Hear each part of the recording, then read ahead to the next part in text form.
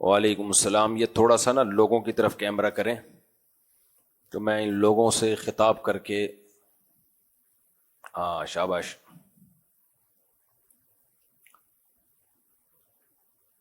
Public نہیں آتی بیان میں. یہ جو لوگ ہیں نا, میں کیمرہ کیوں کروایا ہے, کسی نے 10,000 روپے بھیجے ہیں کہ جو آپ کے رات کے بیان میں بیٹھتے ہیں ان کو کھلا دیں اس سے کچھ. تو پہلے 5 بھیجے تھے, پھر خاتون نے پھر 5 دوبارہ بھیجے. اچھا, تو وہ 10 میں ہم نے آپ کو کیا کھلانا ہے وہ ہم مشورہ کرتے ہیں. لیکن آپ دیکھو برکت کتنی. میں نے اپنے خرچے پہ آپ سب کو چائے پلائی تھی, میری نیت کوئی پبلسٹی نہیں تھی, وہ ریکارڈنگ میں آ گئی. اس کے بعد سے آپ لوگ کے لیے جب میں نے چائے پلائی تو کل ایک صاحب نے مجھے بھیجا کہ اپنا اکاؤنٹ نمبر بھیج دیں, میری طرف سے بھی ایک چائے. اب وہ پتہ نہیں انہوں نے پیسے بھیجے نہیں ابھی تک, لیکن مانگے, انہوں نے بولا. تو 10,000 میرے پاس آپ کے لیے پڑے ہوئے ہیں, اب اس میں کیا کھلائیں یہ مشورہ کر لیں گے. چلو بس یہ بتانا تھا 10,000 میں ان کی کیا آئے گا. ایک زیرہ پلس بسکٹ. خیر بھیجنے والوں کو نہیں پتا تھا کہ اتنے لوگ بیٹھے ہیں, انہوں نے تو اچھی نیت سے بھیجے, ان کی نیت تو یہی تھی کہ سب اچھا کھائیں. لیکن ہم آپ کو میرا خیال ہے آئس کریم آ جائے گی اور کچھ اپنی جیب سے ڈال دیں گے, تو کچھ کرتے ہیں ابھی اس کا. اچھا بھائی بسم اللہ. بھیجنے والے کی تو محبت ہوتی ہے کہ یار جو سن رہے ہیں بےچارے بیٹھے ہوتے ہیں, تھکے ہوتے ہیں, کچھ ہماری طرف سے یہ لوگ کھا لیں. تو اب مجھے کیا پتا آپ جائیدادیں کھا کے بیٹھے ہوئے ہیں, یہ کیا آپ لوگ کا جذبہ ہے کھانے کا, کتنا کھائیں گے. تو ہم اس 10 میں کچھ ملا کے کچھ کھلا دیں گے انشاءاللہ. تسلی رکھیں آپ لوگ, گھبرائیں نہیں. سورہ یوسف چل رہی تھی, ہم یہاں تک پہنچے تھے وقال نسبۃ فی المدینۃ. رمضان 2025 کی سورہ یوسف, کیونکہ سورہ یوسف تو پہلے بھی کئی بار بیان ہو چکی ہے. 2025 1446 ہجری, اصولی طور پر تو 1446 ہجری پہلے کہنا چاہیے. کل ہم نے سورہ یوسف کا آدھا حصہ پڑھ لیا تھا, آج دوسرا حصہ ہے. تو بادشاہ نے زلیخا کو کیا کہا, پہلے یوسف علیہ السلام سے کہا کہ بادشاہ نہیں, عزیز مصر, بادشاہ نہیں تھا یہ, بادشاہ تو آگے آ رہا ہے. تو یوسف اعرض عن ھذا, اے یوسف اگنور کرو اس کو. اعراض اردو میں بھی یہ لفظ استعمال ہوتا ہے نا, اعراض کرو. واستغفری لذنبک انک کنت من الخاطئین. لیکن بات کیا ہوئی, مارکیٹ میں آؤٹ ہو گئی, ایسے کان در کان. اور مصر میں شہر کی عورتیں کہنے لگیں امرأۃ العزیز تراود فتاها عن نفسی. عزیز مصر ہے, اس کی بیوی اتنا بڑا عہدہ, اور وہ عاشق کس پہ ہو رہی ہے, ایک غلام پہ, ایک لڑکے پہ, گھر کے ایک خادم پہ عاشق ہو رہی ہے. انا لنراها فی ضلال مبین. ہم یہ سمجھتے ہیں کہ وہ کھلی ہوئی غلطی میں پڑی ہوئی ہے, اس کا جو اسٹینڈرڈ ہے وہ اس کے لیول کا نہیں ہے. اس پہ کل کچھ مثالیں آئی تھیں. فلما سمعت بمکرہن, کچھ غلطیاں ایسی ہوتی ہیں کہ وہ نہیں ہونی چاہیے, لیکن جب ہو جائیں تو وہ ریورس نہیں ہوتی. تو عزیز مصر کی بیوی کو بھی اندازہ ہوا یہ غلطی ہو گئی, یہ بات پھیل گئی ہے, لیکن اب یہ غلطی ریورس نہیں ہو سکتی. اب اس غلطی کی تلافی کسی اور طریقے سے کرنی پڑے گی. لہذا اب یہ نہیں ہے کہ بیان دے دو نہیں نہیں ایسا کچھ بھی نہیں ہوا, یہ خبر فیک ہے, یہ خبر کیا ہے بھائی, جھوٹی خبر ہے, بالکل ایسا کچھ نہیں ہے. اس نے یہ بیان نہیں دیا, اس نے کہا بھائی بات تو پھیل گئی ہے. تو اب یہی ہے کہ جو مجھے تانے دیے جا رہے ہیں کہ اسٹینڈرڈ نہیں ہے. اچھا پہلے میں اس کی ایک مثال دے دوں. کچھ غلطیاں غلط ہوتی ہیں لیکن وہ ریورس نہیں ہو سکتی, اب اسی کو ٹھیک کرنا ہوتا ہے, اس کو ریورس نہیں ہو سکتی. یہ اس کی مثال ہے, جب میں نے دوسری شادی کی نا تو بہت لتاڑا گیا, تو ہمارے سسرال والوں کا بڑا دباؤ تھا. تو ہمارے ایک ریلیٹیو نے ان سے کہا کہ کام تو بندے نے غلط کیا ہے, ٹھیک نہیں کیا, لیکن اب یہ غلطی ریورس نہیں ہو سکتی کہ ہم کہیں کہ دوسری کو طلاق دو, کیونکہ وہ دوسری کا قصور کیا ہے بھائی, اس پہ طلاق کا دھبا لگ جائے گا. وہ بھی ایسا ہی ہے جیسے پہلی ہے, تو کیوں چھوڑیں ہم اس کو. تو اس وقت مجھے یہ جملہ ہمیشہ کے لیے یاد ہو گیا. کچھ غلطیاں ایسی ہوتی ہیں اگر وہ غلط ہو بھی تو ریورس, حالانکہ میری تو غلطی نہیں تھی لیکن ایک مثال دے رہا ہوں, بڑی خاندانی مثال دی کہ انہوں نے, وہ اس میرے عمل سے خوش نہیں تھے, وہ راضی نہیں تھے, لیکن انہوں نے ہمارے سسرال میں یہ کہا کام تو غلط کیا ہے لیکن اب جب ہو گیا تو اب یہ ریورس نہیں ہو سکتا. ایک اور اس کی میں خاندانی مثال دیتا ہوں آپ کو, خاندانی مثال. انہوں نے کہا اب ریورس کرنا اس سے زیادہ غلط ہو جائے گا کہ کسی کو طلاق دلوائیں ہم, یہ زیادہ غلط ہو جائے گا. ایک اور خاندانی مثال, جامعہ فاروقیہ میں ہمارے استاذ تھے حضرت مفتی ابو لبابہ صاحب, مفتی تھے. آج کل آپ کو پتا ہے مارکیٹ میں نا 2 نمبر مفتی بھی بہت آ رہے ہیں. ایک قریب میں ایک 2 نمبر مفتی تھا جس کو آتا شاتا کچھ بھی نہیں تھا, جیسے وہ ایک آیا نا نیا مارکیٹ میں, اوہو آج تک ہم وطر غلط پڑھتے رہے ہیں. اس کی بھی میں کھچائی کرنے والا ہوں انشاءاللہ, اس میں ریکارڈ کروانے والا ہوں کہ اس نے 2 نمبریاں کتنی کی ہیں, کہ 2 رکعت کے بعد وطر میں بیٹھنا نہیں ہوتا اور آہا ہم ساری زندگی بیٹھتے رہے ہیں, اوہو یہ کیا ہو گیا ہمارے سے. پھر آگے نبی پر بہتان بھی باندھا ہے اس نالائق نے کہ نبی نے منع کیا 2 رکعت کے بعد بیٹھنے پر, لیکن ایسی کوئی حدیث نہیں ہے. اس کی تو میں کھچائی ابھی انشاءاللہ پورے ریفرنسز کے ساتھ کروں گا. تو اس طرح کے کوئی مارکیٹ میں مفتی جامعہ فاروقیہ کے قریب ادارہ کھول کے بیٹھ گئے اور دے دنادن فتویٰ دے کے ٹھپے لگانے کے لیے, جواب آتے آتے تھے نہیں. اب کیا ہوا, ایک دن اس مفتی کے پاس, جعلی مفتی کے پاس کوئی سوال آیا, ظاہر ہے تحقیق کرنی پڑتی ہے نا. اس نے کیا کیا کہ وہ آیا سوال لے کے جامعہ فاروقیہ اور کہنے لگا کہ آپ اس پہ, یہ میرا سوال ہے اس پہ جواب لکھ دیں, اسٹیمپ نہیں لگائیے گا. اب جامعہ فاروقیہ والوں نے دیکھا کہ یار ہر شخص یہ کہتا ہے کہ حضرت جواب لکھیں تو اسٹیمپ ضرور لگائیں, یہ پہلا آدمی آیا جو کہے جواب چاہیے لیکن ٹھپا نہیں لگائیے گا. مفتی الوابا صاحب کو شک ہوا, استاذ کو ہمارے دامت برکاتہم العالیہ ان کو شک ہوا کہ یار کوئی مسئلہ دال میں کالا کالا لگ رہا ہے. انکوائری کی تو پتا چلا یہ آدمی جعلی مفتی ہے, جامعہ فاروقیہ سے فتویٰ لیتا ہے, ٹھپا اپنا لگا کے مارکیٹ میں چلا دیتا ہے. سمجھ رہے ہیں کہ نہیں سمجھ رہے؟ تو جب یہ پتا چلا نا تو آیا نا, جس دن دوبارہ آیا ہوگا یا اسی مجلس میں انکوائری کروا لی ہوگی, تو مفتی صاحب نے کہا بھائی یہ تو 2 نمبر آدمی, ہمارا فتویٰ اپنے ٹھپوں کے ساتھ مارکیٹ میں چلا رہا ہے. لوگ بولیں گے نا کیا استعداد ہے یار اس آدمی, کیا حدیثیں لکھی ہوئی ہیں, کیا آیتیں لکھی ہوئی ہیں. آج کل ایسا بھی ہو رہا ہے, کاپی پیسٹ بھی بہت ہو رہا ہے, اپنی تصنیف نہیں ہوتی دوسرے کی ہوتی ہے, کاپی پیسٹ کرو, ٹھپا لگاؤ, مارکیٹ میں چلاؤ. میں نے جب 4 شادیوں والی کتاب لکھی ہے نا تو میری کتاب سے پہلے 2 کتابیں مارکیٹ میں آ گئیں, وہ ساری میری کمپوزنگ کو کاپی کر کے انہوں نے چلا دیا. اور نالائقوں نے جہاں میں نے کوئی لفظ غلط لکھا تھا انہوں نے بھی غلط ہی لکھا ہوا تھا, غلطی سے غلط ہو گیا نا, کتاب کا نام غلط ہو گیا تو کتاب کا نام بھی غلط چلا دیا. تو یہ ہو رہا ہے مارکیٹ میں. خیر, تو مارکیٹ کا میں جب ایسا ہو تو اس مارکیٹ کا حل تھا مارپیٹ, یعنی مارکیٹ کو ٹھیک کرنے کا حل تھا مارپیٹ. تو استاد جی کہتے ہیں ہمارے استاذ مفتی الوابا صاحب کے طلبہ کو بڑا غصہ آیا اس کے اوپر, طلبہ اس کو سائڈ پہ لے گیا اور رکھ کے ایک لگایا تھپڑ, کیونکہ بہت دنوں سے یہ حرکت کر رہا تھا.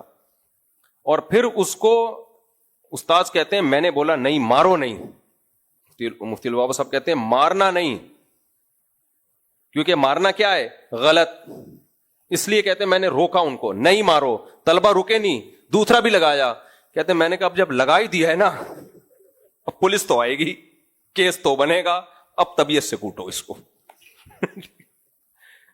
مارنا غلط تھا لیکن ایک دفعہ جب ہاتھ لگ گیا تو تھوڑا مارنا اب زیادہ غلط ہو جائے گا. تھوڑا مارنے کا مطلب یہ تھوڑی سی غلطی ہے, یا تو بالکل ہی نہیں مارتے نا تو اس کا سمجھ جاتا کہ بھائی یہ مجھے سزا دے ہی نہیں رہے ہیں, لیکن اب ہلکا سا تھپڑ لگا دیا تو وہ سمجھے گا بس اتنی غلطی تھی تو کوئی بات نہیں, ایک ٹھپے پہ اگر ایک تھپڑ لگ جائے تو کوئی مسئلہ نہیں.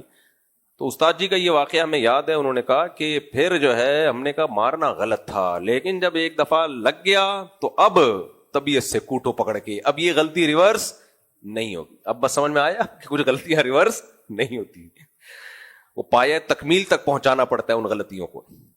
تو فلما سمعت بمکرہن, زلیخا کو بھی اندازہ ہو گیا کہ بھائی یہ غلط ہو گیا کہ میرے بارے میں نیوز مارکیٹ میں چل پڑی ہیں, لیکن اس نے بولا اب یہ غلطی ریورس نہیں ہو سکتی. اب جو میرے اوپر الزام لگ رہا ہے کہ عزیز مصر کی بیوی کا اسٹینڈرڈ بہت گر گیا ہے تو اس الزام کو دور کرنا بنتا ہے. تو قرآن کہتا ہے ارسلت الیہن، سب کو پیغام بھیجا بھائی آؤ دعوت. یہ نہیں بتایا کہ یوسف سے ملوانا ہے، یہ نہیں بتایا، بھائی دعوت ہے آ جاؤ یار.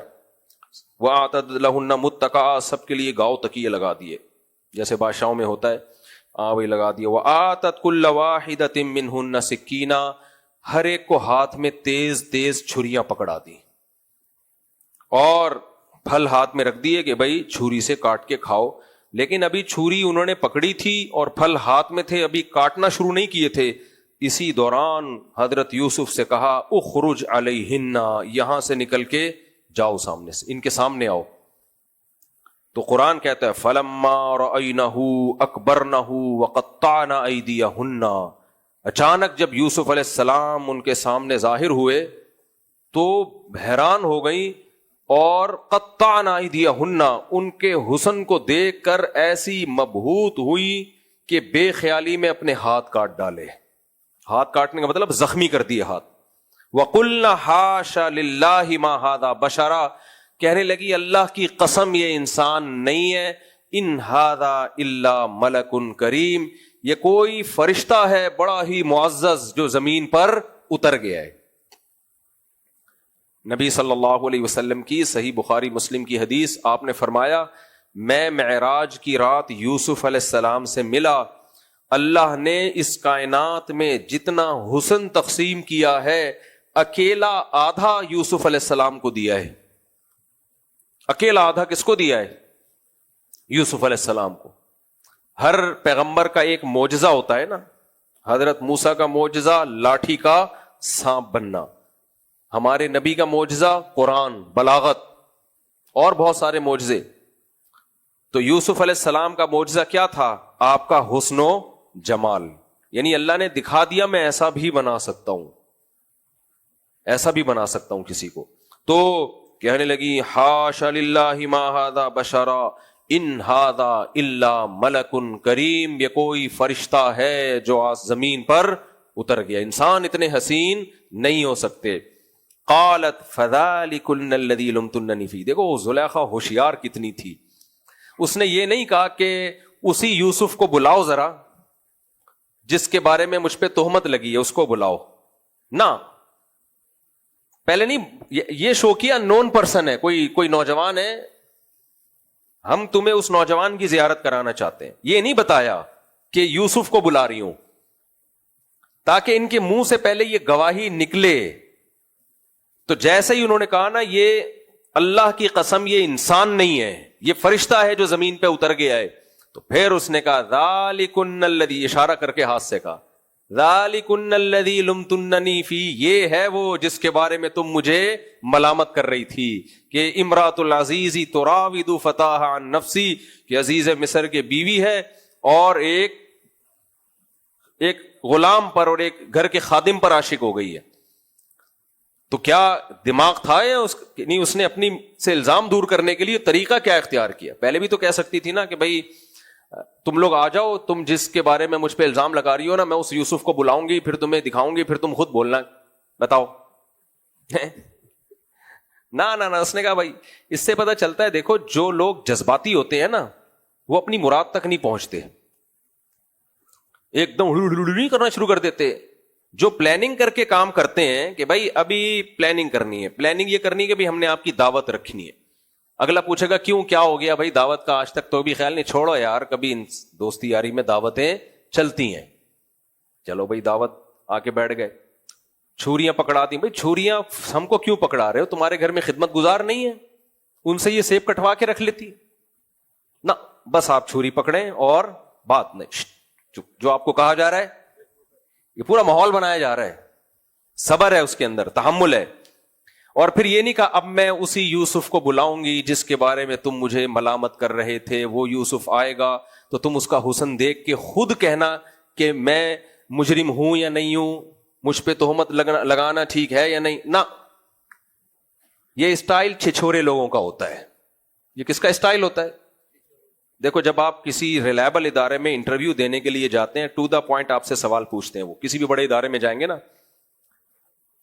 آسان مثال دوں، یو ایس اے آپ جا رہے ہو ویزے کے لیے، یو ایس اے جا رہے ہو، آپ کو انٹرویو کے لیے بلایا، انہوں نے بلاتے ہیں نا یو ایس اے والے، جرمنی والے، انہوں نے آپ سے پوچھا آپ کا نام کیا ہے, آپ نے کہا غفار نام ہے, پیار سے پپو کہتے ہیں, اور ویسے تو والد صاحب چاہ رہے تھے کہ میرا نام جمشید رکھیں, لیکن والدہ کا اصرار تھا کہ پپو وہ کیا رکھا جائے, غفار رکھا جائے. اسی وقت ریجیکٹ. ٹھیک ہے. جاب کیا ہے آپ کی؟ جاب جو ہے, جاب آپ نے جاب کا پوچھا ہے نا. اچھا جاب میری, میں اسٹاک ایکسچینج میں جاب کرتا ہوں, اور پچھلے سال میں نے یہ جوائن کی ہے. اس سے پہلے میں ڈرائیونگ کی جاب کرتا تھا, لیکن چونکہ پڑھا لکھا تھا تو میرے والد صاحب نے مجھے کہا اسٹاک میں, تو میں اسٹاک ایکسچینج چلا گیا. چماٹ مارے گا نکال کے نا, گارڈوں کو بولے گا اس کو پڑھ کے وہ ایمبیسی بند کر کے چلا جائے گا. کہیں بھی کوئی بھی سیریس لوگ ہوتے ہیں نا بھائی, جو پوچھا جا رہا ہے ہاں یا نہ میں اس کا جواب دو, ایران توران مت کرو. تو رشتے جو ریجیکٹ ہوتے ہیں نا, جو سمجھدار آدمی اگر بیٹھا ہوا وہ بھی جو پوچھ رہا ہے, آپ نے ایران توران شروع کر دیا, تو بعض دفعہ لڑکی کے ابا ریجیکٹ, نکل یہاں سے. میں نے خود کئیوں کو ریجیکٹ کیا. ہماری ایک خاتون کی تھی, رشتے دار خاتون تھی, ان کی شادی تھی 20-30 سال پہلے. بندہ آیا, اسے جو پوچھو جواب ہی نہیں دے رہا. وہ ابے تجھ سے جو پوچھا جا رہا ہے اس کا ہاں یا نہ میں جواب دے, ایران توران کر رہا ہے. خیر, سورہ یوسف نہ رہ جائے. تو زلیخا نے کیا کہا, یہ نہیں کہ چھری, وہ پوچھے گی چھری کیوں بھائی, چھری پکڑائی ہے سیب کاٹو. پھر یہ بھی نہیں کہا کہ میں اب اس یوسف کو بلا رہی ہوں پھر تم دیکھ کے خود فیصلہ کرنا. نہ, یوسف علیہ السلام کو بلایا. یوسف علیہ السلام کو جب انہوں نے دیکھا, بھائی حسین نوجوان کون ہے, اللہ کی قسم یہ فرشتہ ہے جو آسمان سے اتر گیا ہے. اب اصل پوائنٹ پہ آئیے. فَذَلِكُنَّ الَّذِي لُمْتُنَّنِي, ذَلِكَ ہاتھ سے اشارہ کے وقت کہا جاتا ہے, یہ ہے وہ جس کے بارے میں تم مجھے ملامت کر رہی تھی. تو اللہ تعالیٰ نے ایسا یوسف علیہ السلام کو جمال دیا. آگے کہنے لگی وَلَقَدْ رَاوَدتُّهُ عَن نَفْسِهِ فَاسْتَعْصَمَ, میں نے اسے ورغلانے کی کوشش کی لیکن یہ بچ گیا. بعض دفعہ انسان کا گناہ جب ایکسپوز ہو جاتا ہے نا تو پھر وہ گناہ پہ جری ہو جاتا ہے. اسی لیے کہتے ہیں کہ دوسروں کے گناہوں پہ پردہ ڈالو. ایک ایکٹرس ہے, بڑی مشہور ہے, اس کی کوئی فحش ویڈیو لیک ہو گئی تھی تو سب اس کو گالیاں دے رہے تھے. میں نے اس کے حق میں ایک بیان دیا تھا کہ بھائی اس کو توبہ کا چانس دو یار, غلط کیا اس نے, توبہ کرے, اللہ سے معافی مانگے, اور جو اس کی ویڈیوز لیک کر رہے ہیں وہ زیادہ بڑے گناہ گار ہیں. تو میرا لاہور جانا ہوا, میری اس سے ملاقات ہوئی. اس نے مجھے کہا کہ آپ کے اس بیان نے مجھے اتنا موٹیویٹ کیا اور حوصلہ دیا نا کہ بتا نہیں سکتی میں. وجہ اس کی ہے کہ جب چاروں طرف سے گالیاں پڑ رہی تھیں, شیطان دل میں وسوسے ڈال رہا تھا کہ اب بدنام تو ہو ہی گئے ہو, اب عزت تو گئی, اب کھل کے کرو. اور لوگ بھی رابطہ کر رہے تھے جو فحش لوگ ہوتے ہیں, بھئی تم اسی فیلڈ میں آ جاؤ. تو اس نے بتایا کہ آپ کا مجھ پر بہت بڑا احسان ہے, آپ نے میرے فیور میں اور توبہ کی فضیلت پر ایک بیان دے دیا جس سے اللہ نے مجھے توبہ کی توفیق دیا. وہ نمازی پرہیزگار ہے ماشاءاللہ, پردہ کرتی ہے. تو اس سے اب دیکھو, پہلے تو وہ جو عزیز مصر کی بیوی تھی نا, وہ گناہ کو چھپانا چاہ رہی تھی, اپنے شوہر کے سامنے بھی نہیں اگلا اس نے, لوگوں کو سے بھی چھپانے کی کوشش کی, لیکن کیا ہوا, برائی کی چیز لوگوں نے پھیلا دی. اب جب پھیلا دی, بدنام ہو گئی, تو اب کیا کہہ رہی ہے کہ وَلَئِن لَّمْ يَفْعَلْ مَا آمُرُهُ لَيُسْجَنَنَّ وَلَيَكُونًا مِّنَ الصَّاغِرِينَ, کہ یہ معاذ اللہ نقل کفر نباشت, یہ میرے ساتھ اگر میری خواہش پوری نہیں کریں گے تو لَيُسْجَنَنَّ, اسے جیل کی کوٹری میں ڈلوا دوں گی اور یہ رسوا ہو جائے گا جیل کی کوٹری میں. میں سمجھا پا رہا ہوں, جب گناہ کسی کا ظاہر ہوتا ہے نا تو وہ گناہ پہ جری ہو جاتا ہے. اس لیے شریعت کا حکم کیا ہے, پردہ ڈالو, پردہ ڈالو, کیونکہ جب تک لوگوں سے چھپا ہوا ہے وہ ڈر ڈر کے کرے گا, وہ ڈر ڈر کے کرے گا. یہاں ہمارا سیکولر لبرل طبقہ ایک فضول بات بہت کرتا ہے, کہتا ہم کوئی منافق نہیں ہے, ہم جیسے ہم لوگوں کے سامنے ہیں ویسے ہی ہم گھر کے اندر بھی ہیں, ویسے ہی ہم بند کمرے میں بھی ہیں. او بھائی, بند کمرے میں گناہ بھی گناہ ہے, لیکن کم درجے کا گناہ, پبلک کے سامنے یہ گناہ زیادہ درجے کا گناہ ہے. ایک صاحب کہہ رہے تھے رمضان میں فلم دیکھ رہے تھے, میں نے کہا بھائی کیا کر رہا ہے, رمضان میں تو احتیاط کرو. آپ مجھے بتا رہے تھے کہ میں دیکھتا ہوں, تو میں نے کہا رمضان میں تو احتیاط کرو. میں منافق نہیں ہوں کہ رمضان میں الگ شوال میں الگ. میں نے کہا پھر ایسا کرو, مسجد میں جا کے دیکھو فلم. کوئی پوچھے مسجد میں کیا کر رہا ہے, میں منافق نہیں ہوں کہ مسجد میں الگ اور مسجد سے باہر الگ. چرس پیو مسجد میں بیٹھ کے, کوئی پکڑے کہ مسجد میں کیا کر, میں منافق نہیں ہوں کہ برساتی نالے میں الگ اور مسجد میں الگ. جاہل لوگ ہیں, انہوں نے گناہ کو ہلکا کر دیا ہے. نبی صلی اللہ علیہ وسلم کی صحیح حدیث ہے, کل امتی معافن الا المجاہرین, جہار کرنے والے ہر امت قابل معافی ہو سکتی ہے, جو کھل کے پبلک کے سامنے گناہ کرتے ہیں وہ قابل معافی نہیں ہو سکتے, اس لیے کہ ان کو اپنے گناہ پہ ندامت نہیں ہے. تو اپنے گناہ اگر اللہ نہ کرے, بند کمرے میں بھی کسی نے گناہ کیا ہے, اللہ بچائے سب کو, اس پہ بھی پردہ ڈالنے کا حکم ہے. پبلک کے سامنے مت بتاؤ کہ میں یہ کرتا ہوں, میں یوں کرتا ہوں. آج نوجوان بتا رہے ہوتے ہیں میری گرل فرینڈ ہے, میں نے اتنی لڑکیوں کے ساتھ ریلیشن قائم کیا. بھائی تو گدے کتوں والے کام کر کے ہمیں کیوں بتا رہا ہے, دوستوں کو کیوں بتا رہا ہے؟ تو بڑا مجرم ہے. گدے گھوڑے والا کام کیا, کتوں والا کام کیا. کتا اپنے کام کو چھپاتا ہے؟ نہیں چھپاتا نا, تو بھی نہیں چھپا رہا, تو کتے سے بھی بدتر ہے, کیونکہ وہ اس کے پاس دماغ نہیں ہے, حیا نہیں ہے. تیرے اندر تو اللہ نے حیا رکھی ہے, تو بتا رہے ہوتے ہیں دوستوں کو بڑے فخر سے. تو اس لیے گناہ پہ پردہ ڈالنے کا حکم, کیونکہ گناہ جب ایک دفعہ سوسائٹی میں عام ہو جاتا ہے تو اس سے لوگوں کو موٹیویشن ملتی ہے. تو زلیخا کے ساتھ یہی ہوا, اس نے کہا جب سب کو پتا چل گیا ہے, اب تو میں نے دکھا دیا کہ دیکھو اتنا خوبصورت آدمی ہے, اتنے خوبصورت نوجوان ہے, تو پھر کھل کے کہنے لگی کہ اگر اس نے میری بات نہ مانی تو اس کو جیل کی کوٹری میں ڈلوا دوں گی. جب یہ بات یوسف علیہ السلام نے سنی, قال رب السجن احب الی مما یدعوننی الی, اے اللہ. اچھا, ان عورتوں نے بھی سفارش کی یوسف علیہ السلام سے, معاذ اللہ, کہ اس کی بات مان لو. قرآن کہتا ہے کہ یوسف علیہ السلام نے کہا, اے اللہ مجھے جیل کی کوٹری اس گناہ سے زیادہ محبوب ہے جس گناہ کی مجھے یہ دعوت دے رہی. وہ کنوارے تھے یوسف علیہ السلام, نوجوان تھے. اور کل میں نے 2 باتیں کی تھی نا, کہ جب انسان جوانی کی دہلیز پہ قدم رکھتا ہے اس میں خواہشات کا ایک طوفان ہوتا ہے, اور پیغمبروں میں عام لوگوں سے زیادہ جسمانی قوت ہوتی ہے, مردانہ قوت ہوتی ہے, عام لوگوں سے کئی گنا زیادہ.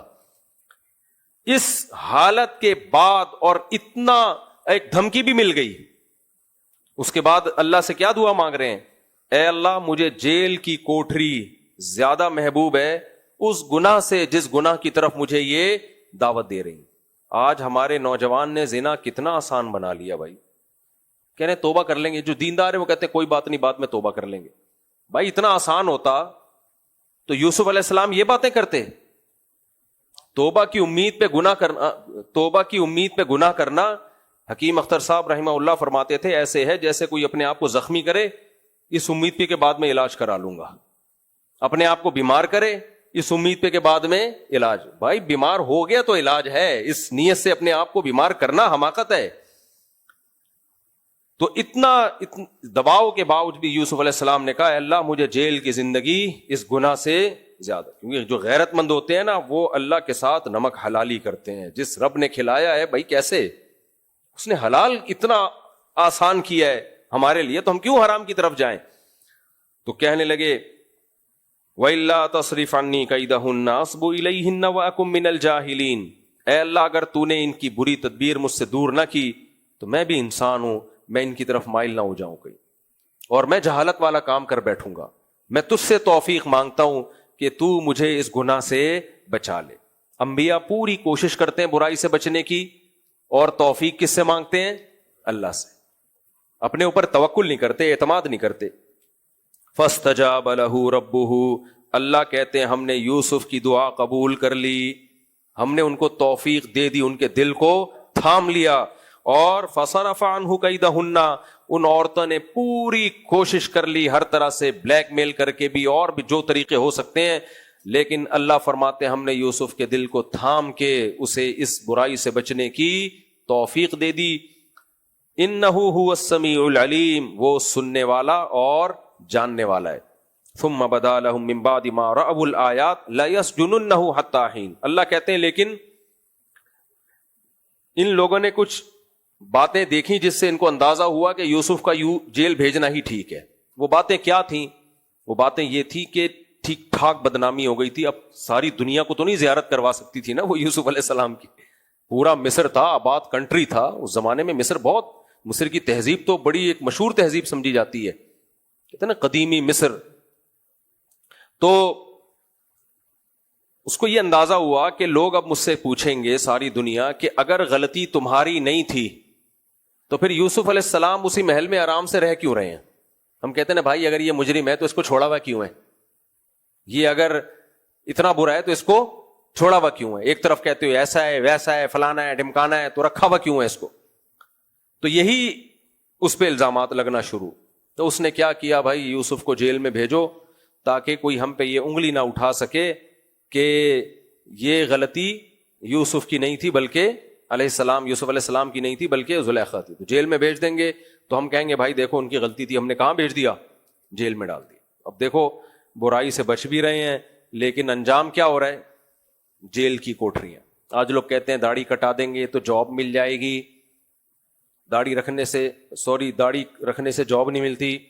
بھائی زنا سے بچنے سے جیل جاتے ہیں, ٹھیک ہے نا, کرنے پہ جیل نہیں جا رہے ہوتے. بعض دفعہ نیکی پہ آزمائش ہے لیکن وہ جیل بہت بڑی رحمت کا ذریعہ بن جاتا ہے. داڑھی رکھ کے جاب اگر نہ ملے تو سمجھو کہ اللہ آپ کو بہت زیادہ نوازنا چاہتا ہے, لیکن اس کے لیے توکل چاہیے. یوسف علیہ السلام میں توکل تھا, جیل گئے, اللہ کی تقدیر پہ راضی ہوں بھائی, کب تک رکھنا ہے اللہ نے یہاں, پوری زندگی رکھنا ہے, اللہ کی تقدیر پہ راضی. یہ توکل ہونا چاہیے. اگر توکل نہ ہو, بندہ جیل جا کے کیا بولے, میں اللہ کے لیے اتنی قربانیاں دے رہا ہوں, پہلے کنویں میں ڈلوا دیا, پھر اللہ نے بازاروں میں فروخت کروا دیا, اب اتنا اللہ اللہ کر کے اللہ سے دعائیں بھی مانگ رہا ہوں بچا لے, بچا کے بھی اللہ نے کہاں ڈلوا دیا. لو بھائی کسی نے کچھ کر دیا ہے. یہ چغتائی صاحب سے رابطہ کرو, وہ سرسوں کا تیل کا کوئی نسخہ بتائیں گے ناخن پہ. اور اب تو آزاد جمیل صاحب آ گئے ہیں, یوں لگائیں گے جیل کی دروازہ. کیا خیال ہے بھائی, نئی فلم مارکیٹ میں آ چکی ہے, میٹر پہ یوں کریں گے, میٹر کیا ہو جائے گا, رک جائے گا. تو بہتر طریقہ پتہ ہے کیا ہے, میٹر پہ یوں کرنے کے بجائے پنجاب میں واپڈا کے آفس پہ جا کے یوں کر دیا جائے. کیا خیال ہے؟ اور ادھر وہ جو ہمارے وہ ہے کراچی میں کے الیکٹرک والوں کے سب کے جا کے تھوک لگا دو. اچھا میرے بھائی, مذہب کا کیا کچومڑ نکال دیا یار, کیا تماشا بنایا ہوا ہے مذہب کا یار. یہ پاکستان میں ہی ایسے تماشے آپ کو ملیں گے, باقی دنیا میں کہیں بھی نہیں ہے. اچھا میرے بھائی کہاں سے ہم تھے یار. وَدَخَلَ مَعَهُ السِّجْنَ فَتَيَانِ, بالآخر یوسف علیہ السلام کو جیل ہو گئی. اب جیل میں بیٹھے ہوئے ہیں, زندگی گزر رہی ہے, اللہ اللہ کر رہے ہیں. وَدَخَلَ مَعَهُ السِّجْنَ فَتَيَانِ, یہ یوسف علیہ السلام کا صبر ہے. دیکھو ایک جملہ اب تک زبان سے ناشکری کا نہیں نکلا, جیل میں اللہ اللہ کر رہے ہیں. تو کیا ہوا, جیل میں آپ کے ساتھ جو ہے دو اور قیدی بھی تھے, وہ بھی تھے, وہ آپ کی حرکات و سکنات نوٹ کرتے تھے. نیک انسان ہر جگہ اپنی نیکی سے پہچانا جاتا ہے. تو قال احدہما انی ارانی اعصر خمرا, خواب آیا ان دونوں کو. صبح اٹھے اور کہنے لگے, یوسف علیہ السلام کے پاس آئے کہ میں نے خواب میں دیکھا کہ میں شراب نچوڑ رہا ہوں. میں کیا کر رہا ہوں, انگوروں سے نہیں, شراب نچوڑتے. وقال الاخر انی ارانی احمل فوق رأسی خبزا, دوسرے نے کہا میں دیکھ رہا ہوں کہ میں نے اپنے سر پہ روٹیوں کا ٹوکرا رکھا ہوا ہے, یا تأکل الطیر منہ, جس سے پرندے نوچ نوچ کے وہ روٹیاں کھا رہے ہیں. نبئنا بتاویلہ انا نراک من المحسنین, اے یوسف ہم آپ کو نیک آدمی سمجھتے ہیں, آپ اس خواب کی تعبیر بتائیں. اس سے پتہ چلتا ہے بھائی خوابوں کی تعبیر نیک آدمی کے لیے اس تعبیر تک پہنچنا آسان اور برے کے لیے پہنچنا مشکل. اس لیے لوگ اکثر خوابوں کی تعبیر نیک لوگوں سے پوچھتے ہیں. اس کے لیے صرف نیک ہونا کافی نہیں ہے, زیرک اور عقل مند ہونا بھی ضروری ہے, دماغ تیز ہو.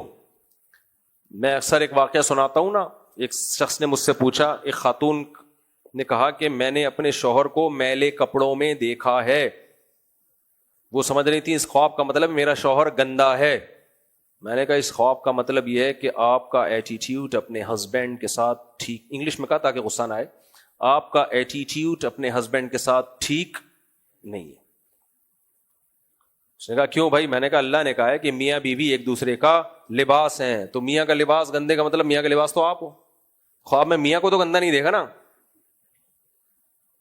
اور واقعی ان کا ایٹیٹیوڈ اپنے ہسبینڈ کے ساتھ ٹھیک نہیں تھا. بعد میں ڈیورس ہی ہو گئی. چلو خیر, اللہ تعالیٰ فرمائے کہ ہاں بھائی کہاں چلے گئے ہم.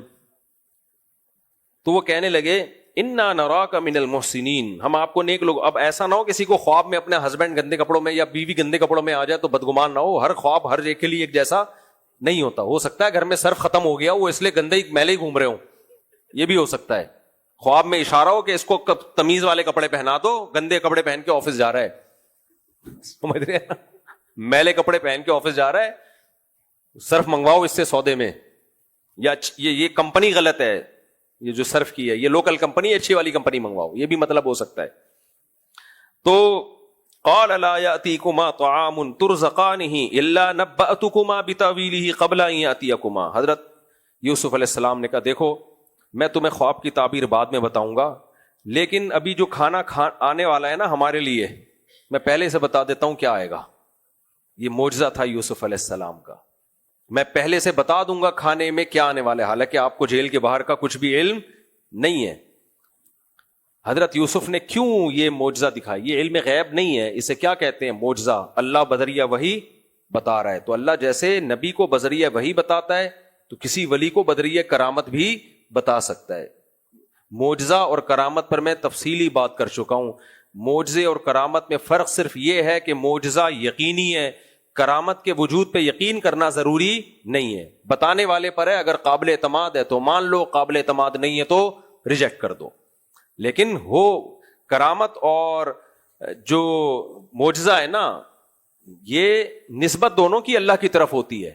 لہذا کرامت معجزہ جتنا عجیب ہوتا ہے کرامت بھی اتنی عجیب ہو سکتی ہے, اس میں کوئی اچنبے کی بات نہیں ہے. تو فضائل اعمال میں جو کرامت کے واقعات ہیں ان کو شرک قرار دینا درست نہیں ہے, وہ مستند کتابوں سے لیے گئے واقعات ہیں. اب لوگ کہتے ہیں تو کہانیاں ہیں, آپ کو کہانیاں لگ رہی ہیں کیونکہ آپ کے ہاں بزرگ ہوتے نہیں ہیں اس لیے کرامتیں ہوتی نہیں ہیں. ہمارا تو بزرگوں سے ایک سلسلہ صحابہ تک پہنچتا ہے, لہذا کرامتوں کی ہمارے یہاں الحمدللہ بھرمار ہے. محدثین نے کرامتیں لکھی ہیں, تابعین کی, اور ابن تیمیہ رحمہ اللہ نے تو یہاں تک لکھا ہے کہ کرامتوں کے واقعات صحابہ سے زیادہ تابعین میں ہمیں ملتے ہیں. تو یہ اس کی علامت نہیں ہے کہ تابعین صحابہ سے زیادہ فضیلت والے ہیں, بلکہ یہ اس کی علامت ہے کہ کم درجے کے بزرگ سے بھی کرامت کا صدور ہو سکتا ہے, اعلیٰ درجے کے بزرگ سے نہیں ہو سکتا. جیسے جو معجزے حضرت عیسیٰ کے ہاتھ پہ ہوئے, مردے کو زندہ کرنا, ہمارے نبی کے ہاتھ پہ وہ معجزہ نہیں ہوا, لیکن مقام کس کا بلند ہے؟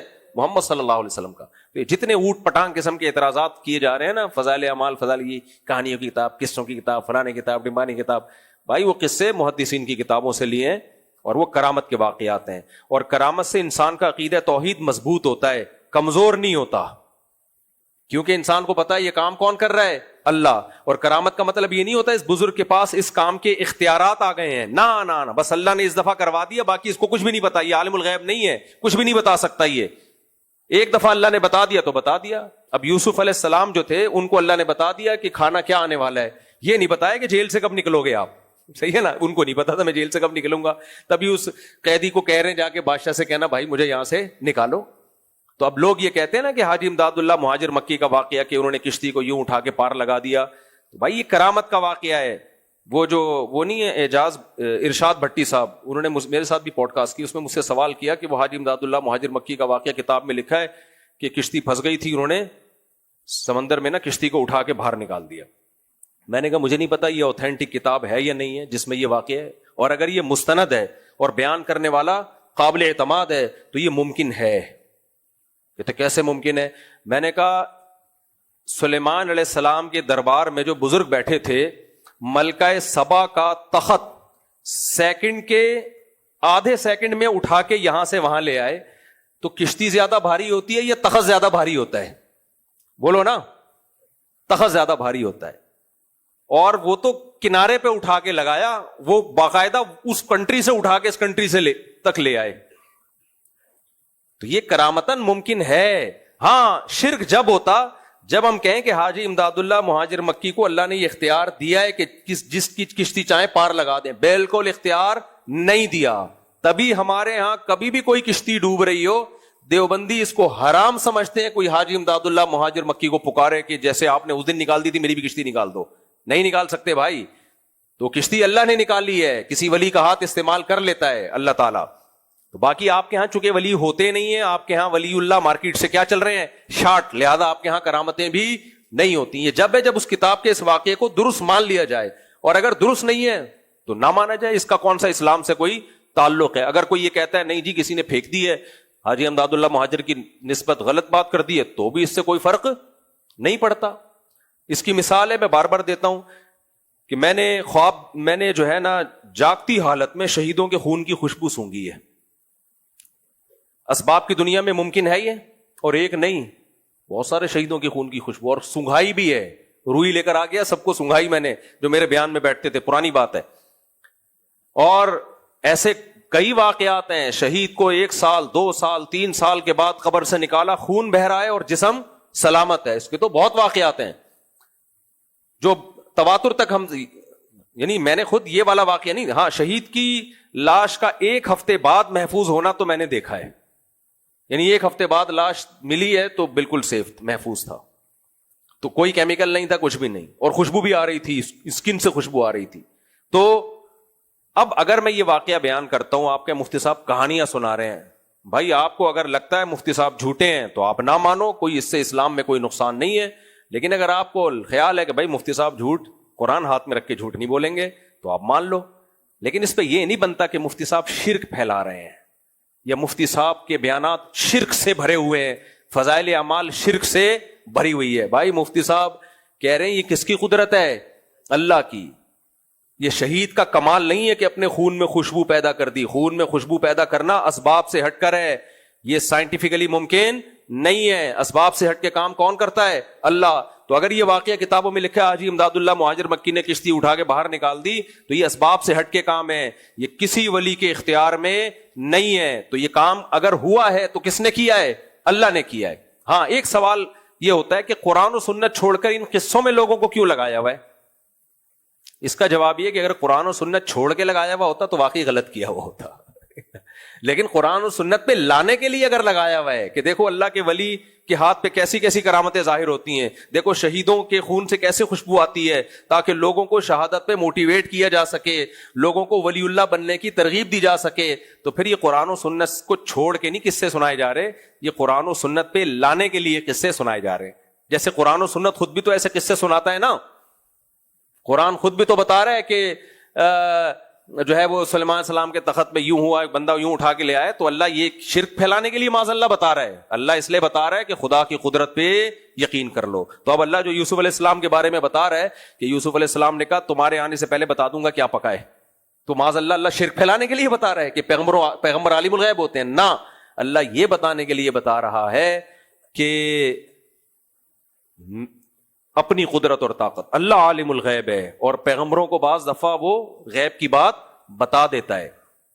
تو ان لوگوں کو حضرت یوسف کے نبی ہونے کا یقین آئے, اور پھر وہ توحید کی دعوت آپ کی زبان سے سنے, کیونکہ آگے یوسف علیہ السلام نے ان کو توحید کی دعوت دی ہے. سمجھتے ہو کہ نہیں سمجھتے؟ آگے چلتے ہیں میرے بھائی. ایک خلاصے کے طور پہ ایک بات کروں, اس پہ الگ سے کلپ بنا کے چلا دینا ولید, یہ جو پوری کرامت کی بحث ہے نا, آخری بات کروں تاکہ پھر ہم یہ واقعہ لے کے چلیں, تاکہ یہ ٹاپک کمپلیٹ ہو. دیکھو کرامت کو اور معجزوں کو اگر عیسائی ذہنیت سے دیکھو گے تو کافر ہو جاؤ گے, اور اگر ملحدوں کی حیثیت سے دیکھو گے تو انکار کر دو گے. عیسائیوں نے کیا کیا؟ حضرت عیسیٰ علیہ السلام کے معجزے دیکھے شرکیہ دماغ سے, تو ان معجزوں کو اللہ کی طرف منسوب کرنے کے بجائے شرک میں مبتلا ہو گئے کہ عیسیٰ بڑے طاقتور ہیں, اللہ کے بیٹے ہیں. یہ شرکیہ ذہنیت تھی, یہ دماغ خراب تھا. اور ایتھیس ملحد لوگ, انہوں نے معجزوں کو دیکھا, انہوں نے کہا یار یہ تو ہو ہی نہیں سکتا, امپاسبل, سائنس میں ایسا پاسبل ہی نہیں ہے. انہوں نے کیا کر دیا؟ انکار, اٹ ازنٹ پاسبل. تو کرامتوں کا بھی یہی ہے, دماغ میں گوبر ہوگا, شرک بھرا ہوا ہوگا, تو ہر کرامت میں آپ کو کیا لگے گا؟ شرک. اور بولو گے کہ یہ شرک پھیلا رہے ہیں, کہ حاجی امداد اللہ کشتی بھی نکال سکتے ہیں, فلانا بزرگ دیوبندیوں کے یہ بھی کر سکتے ہیں. یہ آپ کس کھوپڑی سے سوچ رہے ہو؟ شرکیہ دماغ سے. اور اگر آپ ملحدوں کے دماغ سے سوچو گے تو آپ ہر قسم کی کرامت کا انکار کر دو گے, بولے کہ پاسبل ہی نہیں ہے. تو یہ دونوں میں بیلنس کیا ہے؟ وہی بیلنس ہے جو علماء دیوبند جس کے قائل ہیں. بھائی کرامت کا صدور ممکن ہے, اللہ سب کچھ کر سکتا ہے, لیکن ہوتا یہ اللہ سے, اس ولی سے نہیں ہوتا. لہذا کسی ولی سے نہ مردہ زندہ کرنے کا مانگ سکتے ہیں, نہ کسی ولی سے ہم کشتی پار لگانے کو مانگ سکتے ہیں. سمجھتا ہے کہ نہیں سمجھتا؟ چلو آگے جلدی علی میرے بھائی. تو حضرت یوسف علیہ السلام نے فرمایا کہ میں تمہیں کھانے کا بتا دوں گا. تو وہ حیران ہوئے, بھائی یہ آپ کو کیسے پتا چل رہی ہیں یہ ساری باتیں؟ تو یوسف علیہ السلام نے بتایا, ذالکما مما علمنی ربی, یہ سب کس نے بتایا ہے مجھے؟ میرے رب نے. کیوں بھائی؟ اب دیکھا, معجزہ ظاہر کرنے کا اصل مقصد اللہ کی طرف لانا ہے. تو ہمارے اکابر نے یا فضائل اعمال نے جو کرامتیں لکھی ہیں, اس کا مقصد ان ولیوں سے جوڑنا نہیں, بلکہ کس سے؟ اللہ سے. اب یوسف علیہ السلام بتا رہے ہیں, بھائی اللہ نے جو مجھے یہ معجزے دیے ہیں اس کی وجہ یہ ہے, انی ترکت ملت قوم لا یؤمنون باللہ, میں نے ان لوگوں کو چھوڑ دیا, ان کے مذہب کو, ان کے عقیدے کو, جو اللہ پہ ایمان نہیں رکھتے. وہم بالآخرۃ ہم کافرون, اور وہ آخرت کا بھی انکار کرتے ہیں. یعنی میں آخرت کا بھی اقرار کرتا ہوں اور اللہ پر ایمان بھی رکھتا ہوں. واتبعت ملت آبائی ابراہیم و اسحاق و یعقوب, اور میں عام لوگوں کو فالو نہیں کرتا بلکہ اپنے باپ دادا کو فالو کرتا ہوں. ابراہیم, اسحاق اور یعقوب کو کیوں فالو کر رہا ہوں بھائی میں ان تینوں کو؟ اس کی وجہ یہ ہے, ما کان لنا نشرک باللہ من شیء, ہمارے لیے یہ لائق ہی نہیں ہے کہ ہم اللہ کے ساتھ کسی کو شریک کریں. ہمارا توحید پرستوں کا خاندان ہے, لہذا میں کس کو فالو کرتا ہوں؟ اپنے باپ دادا کو. اس سے یہ بھی پتا چلتا ہے جو صبح و شام منجن بیچا جاتا ہے نا کہ باپ دادا کی اندھی تقلید حرام ہے, باپ دادا کے پیچھے چلنا حرام ہے. باپ دادا کے پیچھے چلنا جب حرام ہے جب باپ دادا خود کمبخت غلط راستے پہ چل رہے ہوں. اگر باپ دادا ابو حنیفہ, امام شافعی جیسے ہوں تو پھر ان کو فالو کرنے کا حکم ہے. سمجھتے ہو؟ اس کو اندھی تقلید کہتے ہی نہیں ہے. اندھی تقلید وہ ہوتی ہے جو مشرکین مکہ کیا کرتے تھے باپ دادا کی. تو قرآن نے ان کو صرف تقلید سے منع نہیں کیا, بلکہ قرآن نے کہا اولو کان آباؤہم لا یعقلون شیئا ولا یہتدون, اگرچہ تمہارے باپ دادا کو نہ عقل ہو نہ سیدھے راستے پر, پھر بھی ان کے پیچھے چلو گے. اٹ از کالڈ اندھی تقلید. ابو حنیفہ کے پاس تو عقل بھی تھی, علم بھی تھا, سمجھ رہے ہو, ان سے زیادہ تھا. جو جس نے نمونے نے کلپ بنایا نا 2 رکعت کے بعد بیٹھنا کیا ہے؟ ناجائز ہے. نبی نے حکم دیا کہ وتر کو مغرب کی طرح نہ پڑھو. اس نمونے کو میں جواب دوں گا تو پتہ چلے گا کہ اس نمونے میں علم زیادہ ہے یا امام حنیفہ کے پاس علم زیادہ تھا. تو باپ دادا اگر پڑھے لکھے ہوں تو ان کو فالو, تو یہ پیغمبر تھے, سیدھے راستے پر تھے, انہوں نے کیا کام اپنے باپ دادا کو فالو کرتے ہیں. ہم اللہ کے ساتھ کسی کو شریک نہیں کرتے. معجزہ بتا کے دعوت کس کی دے رہے ہیں؟ توحید کی. پھر کہتے ہیں ذالک من فضل اللہ علینا وعلی الناس, یہ اللہ کا ہم پر اور لوگوں پر فضل ہے کہ اللہ نے ہمیں ایک توحید کا راستہ دکھایا. ولکن اکثر الناس لا یشکرون, لیکن لوگ اکثر شکر ادا نہیں کرتے. کیا مطلب؟ توحید پر چلانے کا حکم دینا تو انسان کی فطرت ہے. فطرت پہ چلنے کا جب حکم دیا جاتا ہے تو یہ آزمائش نہیں ہے بلکہ یہ تو شکر ہے. اگر اللہ شرک کا حکم دیتا بیڑا غرق ہو جاتا ہمارا, ٹھیک ہے نا, پتہ ہی نہیں چلتا کون سے والے بھگوان کو کب پکارنا ہے ہم نے. تو اللہ کا فضل ہے, خدا پہ لگا دیا اللہ نے, لیکن لوگ شکر ادا نہیں کرتے. اب دیکھو یوسف علیہ السلام کے ساتھ وہ جیل میں کتنے عرصے تھے, لیکن حضرت یوسف نے ان کو توحید کی تبلیغ نہیں کی. اس سے پہلے نہیں کی. سمجھتے ہو کہ نہیں سمجھتے؟ اس سے پہلے نہیں کی. اب جب وہ خواب کی تعبیر پوچھنے کے لیے آئے تو خواب کی تعبیر نہیں بتا رہے. آپ لوگ کو سمجھ میں نہیں آ رہا. بھائی سوال پیدا ہوتا ہے, اتنے عرصے سے آپ جیل میں ان کے ساتھ تھے تو پہلے کیوں نہیں سمجھایا؟ اور اگر سمجھانا ہی تھا تو اب جو پہلے سوال پوچھا ہے اس سوال کا جواب دیں, بعد میں سمجھا دیں. پہلے تو اگلے کے سوال کو فوکس کریں گے نا آپ. دیکھو ایک ڈاکٹر ہے اور ایک یہ آدمی ہے, آدمی تو ہے الحمدللہ, اس کے پیٹ میں درد ہو رہا ہے, کلبازیاں کھا رہا ہے. میں ڈاکٹر ہوں, مجھے پتا ہے پیٹ کے درد کی کیا دوا ہے, میں پیٹ کے درد کی دوا نہیں دے رہا اس کو. لوگ مجھے الزام لگائیں گے نا, یار تو اس کو دوا دینا, یار میڈیسن دے. میں کہوں یہ مجھ سے لے نہیں رہا میڈیسن, میں کہوں بھائی نہیں لے رہا تو خود دے دے جا کے. اور 3 دن کے بعد اس کو خیال ہے چلو ڈاکٹر صاحب خود سے تو میڈیسن دے نہیں رہے ہیں, میں خود ہی منہ سے پھوٹ لوں. 3 دن کے بعد یہ میرے پاس ہے, مفتی صاحب یا ڈاکٹر صاحب میرے پیٹ میں درد ہو رہا ہے. اب میں دوا دینے کے بجائے نصیحت شروع کر دوں, میں بتاؤں بھائی دیکھ یہ معجزہ, میں فلاں میڈیکل سے کالج سے فارغ, میں یہ اس کے سوال کا جواب نہیں دے رہا میں. اب ڈبل الزام لگے گا کہ نہیں لگے گا؟ کیا ہو گیا بھائی؟ ڈاکٹر صاحب پہلی بات تو یہ پیٹ میں درد ہوا تھا فوراً دوا دے دیتے اس کے مانگے بغیر, اور اگر ڈیلے کرنا تھا اس کے مانگے بغیر آپ نے دوا دینی نہیں تھی, تو جب دوا مانگ رہے تو پہلے دوا دیں, بعد میں آپ اس کو نصیحت کریں. یہ سوال بنتا ہے کہ نہیں بنتا؟ اس کا جواب یہ ہے کہ پیٹ کا درد محسوس ہوتا ہے, چیختا ہے انسان, خود ہی اس کو جب پتا چلتا ہے نا ڈاکٹر کی طرف خود ہی لپکتا ہے. شرک کا جو درد ہے نا, جو عذاب ہے, شیطان اعمال کو مزین کر دیتا ہے, آخرت کا انکار پہ لے آتا ہے شیطان. اس میں انسان کو اتنی طلب نہیں ہوتی کہ وہ خود پوچھے, اور جب طلب نہیں ہوتی تو بعض دفعہ بے طلب آدمی کو دعوت دینے سے ری ایکشن ہوتا ہے, وہ ضد پہ آتا ہے, ماننے کے بجائے الٹا اور زیادہ انکار کر دیتا ہے. سمجھ میں آ رہی ہے بات؟ پیٹ میں درد جو ہو رہا ہے نا, میں کہوں میرے پاس پیناڈول کی گولی ہے تو کبھی ضد پہ نہیں آئے گا, یا میں کہوں میرے پاس پیٹ کے دوا کی گولی ہے فوراً کہہ کے دو, فوراً دو فوراً دو. لیکن اگر اس کے اندر کوئی اخلاقی برائی ہے, وہ کوئی نہیں مانتا کہ میں بدتمیز ہوں, مجھے نصیحت کرو آپ. یہ بہت کم لوگ ہوتے ہیں. ایسے موقع پہ آپ کسی کو نصیحت کرنا شروع کر دیں خود سے جا کے, جیسے کہ بہت سے لوگ آپ کو پنچایتی نظر آئیں گے. وہ ایک میں نے واقعہ سنایا تھا نا, ایک بوڑھے میاں کسی بچے کے پاس گئے, سگریٹ پی رہا ہے یوں کر کے, کہتے ہیں بیٹا, خود سے, اس نے نہیں کہا کہ مجھے نصیحت کریں, خود سے نصیحت کر رہے ہیں, بیٹا سگریٹ پینے سے عمر چھوٹی ہو جاتی ہے. اس نے کہا میرے دادا تو 90 سال میں مرے تھے. تو کیا بیٹا وہ سگریٹ نہیں پیتے تھے؟ نہیں, وہ دوسروں کے کام میں ٹانگ نہیں اڑاتے تھے. غلط واقعہ یہ, بچوں کو ایسا کہنا نہیں چاہیے. جب نصیحت کی تو مانے, لیکن میں صرف سمجھانے کے لیے مثال دے رہا ہوں. بعض دفعہ کیا ہوتا ہے کہ آپ اچھی باتوں کی نصیحت خود سے کرتے ہیں, سامنے والا اس کو سیریس نہیں لیتا, اور پھر ایک دو دفعہ تبلیغ کے بعد اس کے دل میں اس کی حیثیت ختم, دل سخت ہو جاتا ہے. اور بعض دفعہ یہ بھی ہوتا ہے ضد پہ آ جاتا ہے. یوسف علیہ السلام موقع کا انتظار کر رہے تھے. اس کو ہم پیٹ کے درد پہ قیاس نہیں کر سکتے تبلیغ کو. پھر جب اس نے آ کے سوال پوچھا یوسف علیہ السلام سے, تو یوسف علیہ السلام نے سوچا اصولی طور پر تو سوال کا جواب پہلے دینا چاہیے, لیکن اگر پہلے دے دیا تو یہ میرا محتاج رہے گا نہیں, جواب ملے گا اور مارکیٹ سے یہ شارٹ ہو جائے. اس کو لٹکا کے رکھو جب تک اسے میری ضرورت ہے, میری ہر بات غور سے سنے گا. اس کو انگیج رکھو, پاز کا بٹن دبا دو. جب آپ کو کسی کی ضرورت ہوتی ہے نا, تو پھر آپ کی جب تک وہ ضرورت پوری نہ کرے, دیکھو جب تک آپ کا رشتہ کہیں اٹکا ہوا ہے, آپ کو لڑکی کے ابا کو پیغام بھیجا آپ نے, اور وہ ابھی کہہ رہے ہیں بیٹا ہم ابھی استخارہ کر رہے ہیں, اس دوران وہ جتنے کام آپ سے کہیں گے نا آپ سارے کر کے دو گے.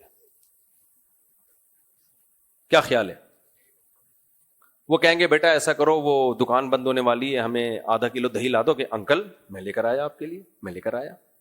بیٹا ایسا کرو, یہ چاول کی بوری اٹھا کے ٹرک میں رکھ دو. انکل ٹرک کہاں رکھنا ہے آپ یہ بتاؤ, صرف چاول کی بوری نہیں, میں پورا ٹرک اٹھانے کے لیے تیار ہوں. اگر آپ کو بھی اٹھانا ہے تو آپ کو بھی اٹھا لوں گا میں. تو سارے کام کرے گا وہ جب ضرورت ہے. میں ناروے میں تھا, ایک وہاں مجھے کسی نے بتایا کہ گورے کا فون آیا اپنے باپ کے پاس, بہت اچھی اخلاق والی قوم ہے, بہت نائس ٹو میٹ یو. تو کہتے ہیں اس کے باپ نے مجھے بتایا کہ آج سال میں ایک دفعہ فون اس کا آیا میرے پاس, خیریت پوچھ رہا ہے. کیوں؟ اس کو پیسوں کی ضرورت ہے. یعنی خیریت پوچھنے سے باپ نے اندازہ لگا لیا کہ اس کو کیا چاہیے, ورنہ اتنا نیک نہیں ہے کہ فادر ڈے نہ ہو اور پھر خیریت پوچھے. تو یہ ہوتا ہے, ہر جگہ ہوتا ہے, یہاں بھی ہوتا ہے. تو یوسف علیہ السلام کو اس کی فکر تھی, بھائی میں نے اللہ کا پیغام لوگوں تک پہنچانا ہے, ان کی خیر خواہی کرنی ہے. تو اس لیے یوسف علیہ السلام نے ان کو انگیج کیا, سوال کا جواب بعد میں, اور پہلے اپنے معجزے دکھا کر اپنی ویلیو ثابت کی ہے کہ میں کوئی معمولی آدمی نہیں ہوں, میں خود کس کا پیغمبر ہوں, اللہ کا. اور مجھ پر اللہ نے احسانات کیے ہیں. احسانات کیوں کیے؟ توحید کی وجہ سے. اس سے پتہ چلتا ہے کوئی توحید کے عقیدے پہ چلے اور نیک اعمال پہ چلے تو اسباب سے ہٹ کے اللہ کی اس کے ساتھ مددیں ہوتی ہیں, اسباب سے ہٹ کے مدد. زکریا علیہ السلام کو بڑھاپے میں اولاد ملی نا, حیران ہوئے, تو اللہ نے کیا کہا, انہم کانوا یسارعون فی الخیرات. بھائی زکریا اور ان کی زوجہ یہ تو خیر میں آگے بڑھا کرتے تھے, راتوں کو اٹھ کے ہم سے دعائیں مانگا کرتے تھے. تو ایسے لوگوں کے ساتھ ایسے واقعات ہوتے رہتے ہیں. ابراہیم علیہ السلام کو جب فرشتوں نے خوشخبری سنائی آپ کی اولاد ہوگی, تو ان کی بڑھیا زوجہ وہ آئیں, فسکت وجہا, ماتھے کو یوں کر کے مارا, الد وانا عجوز نقیم, میں بچہ جنوں گی, ہادہ شیخی ہادہ بالی شیخہ, یہ میرا بوڑھا شور اور میں بانج اور بڑھیا, میرے بچہ ہوگا. صحیح ہے نا. تو انہوں نے کیا فرمایا, فرشتوں نے کیا کہا, رحمت اللہ وبرکاتہ علیکم اہل البیت. بھائی تم عام پبلک کی طرح نہیں ہو, تم اہل بیت ہو, پیغمبروں کا خاندان ہے. نمازیں, زکاتیں, تمہارے صدقات و خیرات, اللہ کا خوف, تو جب تم ذرا ہٹکے ہو تو تمہارے ساتھ معاملے بھی ذرا ہٹکے ہوں گے. تو یہ اس سے پتا چلتا ہے بھائی تقوی اختیار کرنا چاہیے, کیونکہ متقی لوگ مارکیٹ میں شارٹ چل رہے ہیں, وہ ذرا ہٹکے ہوتے ہیں. تو اللہ کے معاملات بھی پرہیزگار لوگوں کے ساتھ ذرا ہٹکے ہوتے ہیں. سر زبیر مٹھانی بھی ذرا ہٹکے ہیں کیونکہ سو رہے ہیں. اتنے دلچسپ واقعات چل رہے ہیں لیکن زبیر مٹھانی صاحب سو رہے ہیں. اچھا بھائی, یا شاید ہو سکتا ہے خوشو و خضوع کی وجہ سے آنکھیں بند کی ہوئی ہوں. یہ بھی اسماعیلی تھے, غیر مسلم سے مسلمان ہوئے تھے, یہ ماشاءاللہ بڑے خاندانی مسلمان ہوئے. اچھا میرے بھائی, جب مسلمان ہوئے تو فرقوں میں پریشان ہو گئے تھے. جماعت المسلمین والے ادھر لے کے جا رہے تھے, اہل حدیث ادھر لے کے جا رہے تھے, دیوبندی ادھر لے کے جا رہے تھے, بریلوی ادھر لے کے جا رہے تھے. پاگل ہو گئے نا, بالکل ہی باولے ہو گئے تھے. تو خیر پھر یہاں ابھی تو سیٹ ہو گئے نا الحمدللہ. اچھا میرے, تو جب بھی کوئی غیر مسلم ادھر مسلمان ہوتا ہے نا, باولا ہو جاتا ہے وہ. اچھا میرے بھائی, جلدی جلدی مکمل کر رہے ہیں یار, بہت وقت ہو گیا, 2-4 منٹ میں بس, پھر جو رہ جائے گا کل کر لیں گے انشاءاللہ. تو پھر آگے کہنے لگے, یا صاحب یہ سجنی, اے میرے جیل کے دو ساتھیوں. غیر مسلم ہیں لیکن کیا کہہ رہے ہیں, صاحب دوست کو کہتے ہیں, اے میرے جیل کے دو دوستوں. تو ارباب متفرقون خیر, بتاؤ بہت سارے رب جو جدا جدا ہوں, جن کے بہت سارے معبود ہوتے ہیں نا, ان معبودوں کے آپس میں بھی بہت ڈفرینٹ اسٹائل کے معبود ہوتے ہیں, وہ بھی ایک جیسے نہیں ہوتے. میں زیادہ ڈیٹیل میں نہیں جاتا, وہ معبود لوگوں کو پھر ان کو غصہ آتا ہے. خیر ام اللہ الواحد القہار, وہ زیادہ بہتر ہے یہ ایک اللہ جو اکیلا ہے اور سب پر غالب ہے. کوئی درخت بھی اس کی مرضی کے بغیر پتہ نہیں ہلا سکتا. ما تعبدون من دونہ الا اسماء سمیتموہا, وہ بت پرست قوم تھی, تم نہیں عبادت کرتے اس اللہ کو چھوڑ کر مگر کچھ نام ہیں, سمیتموہا انتم وآباؤکم, جو تم نے اور تمہارے باپ دادا نے گڑھ لی ہیں, خود ہی بت بنائے, خود ہی ان کے نام رکھ لیے. اب بتوں کے نام تو وسیم غفار نہیں ہو سکتے, اس لیے میں اب وسیم کو معاف کر دیتا ہوں آج. ما انزل اللہ بہا من سلطان, اللہ نے ان کے برحق ہونے کی کوئی دلیل نازل نہیں کی آسمان میں. یہ لوگ پتہ ہے کیا کہتے ہیں بت پرست لوگ, کہ اصل تو وہی ہے جو آسمانوں پر ہے, اس نے ان کو بھی اختیارات دے رکھے ہیں. وہ مانتے تھے کہ اصل تو وہی ہے. تو اس پہ یوسف علیہ السلام نے کہا بھائی اس نے کون سی دلیل اتاری ہے کہ یہ ہے جن کو میں نے اس کو میں نے اولاد دینے کا اختیار دیا ہے, اس کو یہ کہاں دلیل کہاں ہے تمہارے پاس اس کی؟ تو تمہارے باپ دادا نے خود ہی ایک چیزیں فرض کی ہوئی ہیں. پھر کہنے لگے ان الحکم الا للہ, حکم صرف کس کا ہے؟ اللہ کا. امارا اللہ تعبدوا الا ایہ, اس اللہ نے حکم دیا ہے کہ اس کے سوا کسی کی عبادت نہیں ہوگی. ذالک الدین القیم, یہ ہے سیدھا دین. ولکن اکثر الناس لا یعلمون, لیکن اکثر لوگ اس بات کو جانتے نہیں ہیں. پھر ان کو تعبیر بتائی انہوں نے, یا صاحب السجن اما احدکما فیسقی ربہ خمرا, اے میرے جیل کے دونوں دوستو, تم میں سے ایک کیا کرے گا رہا ہونے کے بعد, اس کو رہائی ملنے والی ہے, اور وہ بادشاہ کو جیسے پہلے شراب پلایا کرتا تھا اسی طرح سے انگور نچوڑ کے شراب پلائے گا. وَأَمَّا الْآخَرُ, اور یہ جو دوسرا ہے, فَيُسْلَبُ, اسے سولی پہ لٹکا دیا جائے گا.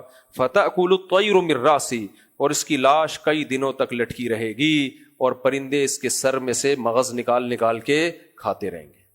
قُضِيَ الْأَمْرُ الَّذِي فِيهِ تَسْتَفْتِيَانَ, اور جو تم نے مجھ سے خواب کی تعبیر پوچھی ہے اب یہ ایسی ہو کر رہے گی. یہ 100% تعبیر ہے. تو نبی صلی اللہ علیہ وسلم نے فرمایا خواب لٹکا رہتا ہے جب تک اس کی تعبیر نہ بیان کر دی جائے. اس لیے تعبیر اچھے لوگوں سے پوچھنی چاہیے اور اپنے خیر خواہوں سے پوچھنی چاہیے. بعض اب اچھا خواب ہے, کسی نے الٹی تعبیر بتا دی تو خطرہ ہوتا ہے کہ پھر جو بتائیے ویسے ہی ہو. حدیث سے اشارہ ملتا ہے ہمیں. ایک اچھا برا خواب آئے سنایا بھی نہ کرو. ایک صاحب نے مجھے بتایا کہ ان کے پاس فون آیا, ایک بندہ کہتا ہے میں نے آپ کے بارے میں خواب دیکھا کہ آپ نے اپنی بیوی کو طلاق دے دی ہے. وہ بندہ میرے پاس آیا, میں نے کہا اس کمبخت کو بولو کہ جس نے تجھے یہ خواب سنایا ہے تو یہ آیا تھا تو بتانے کی کیا ضرورت تھی, اور اللہ کی قدرت پھر ان دونوں میں طلاق ہو بھی گئی بعد میں. تو میں نے کہا اس کو چماٹ مار جا کے, جس کو چھوڑو آیا تو بس جانے دو. وقال للذی ظن انه ناج منهما, یوسف علیہ السلام نے جس کے بارے میں یوسف علیہ السلام کو خیال تھا کہ اب یہ چھوٹنے والا ہے, دوسرا تو پھانسی پہ لٹکا دیا جائے گا, ظاہر ہے وہ کیا کرے گا, اس کو تو اپنی اب جان کی پرواہ ہے نا. دوسرے کو کہہ دیا یوسف علیہ السلام نے کہ उज़कुरनी इंदा रब्बिक, भाई जब तू रिहा हो जाएगा ना तो मेरा तुझ पर एहसान है ना एक, कि मैंने तुझे एक ताबीर बताई और तुझे खुशखबरी पहले से सुना दी कि तेरी रिहाई के दिन आने वाले हैं, तो तू बादशाह के सामने जाके मेरा तस्करा करना। तस्करा क्या करना भाई? एक नौजवान है, बहुत अरसे से जेल में पड़ा हुआ है, क्योंकि बादशाह लोग भूल जाते हैं, अजीज मिस्र ने डाला था और बादशाह तक हो सकता है केस ही ना पहुंचा हो, भूल जाते हैं। तो जाके मेरा तस्करा करना, सिफारिश करना कि भाई कुछ ख्याल करो, हमें जेल से निकालने की कोशिश करो। अल्लाह कहते हैं फ़अन्साहु शैतानु ज़िक्र रब्बी, शैतान ने बादशाह के सामने भुला दिया उसको।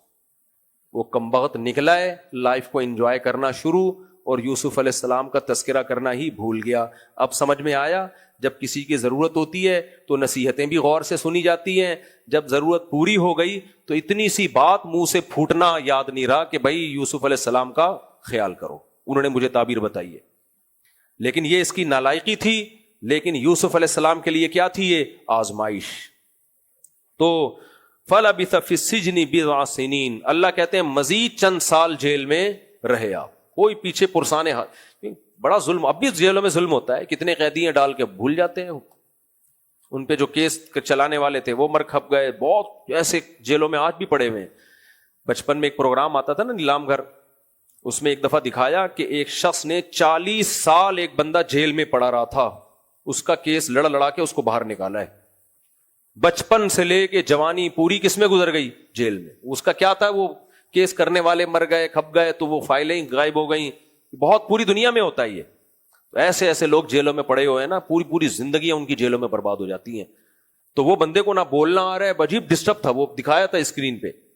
तो फलबिथ फ़िस्सिज्नि बिज़अ सिनीन, अल्लाह कहते हैं यूसुफ अलैहिस्सलाम जेल में मजीद कुछ साल पड़े रहे। आप 5 मिनट में इसको मुकम्मल कर लूं या ये कल कर लेते हैं? मुकम्मल कर लूं, जल्दी जल्दी कर लेता हूं यार, फिर वो जो इल्मी नुक्ते बीच में आते हैं ना वो रह जाएंगे। तसल्ली से करना है तो फिर कल ही करते हैं इसको, तसल्ली से हो, तसल्ली बेहतरीन चीज। अल्लाह ताला समझने की, अमल की तौफीक अता फरमाए। उसने रमजान की बरकतें छा गई, वो हिकमत हर एक समत फैला गई।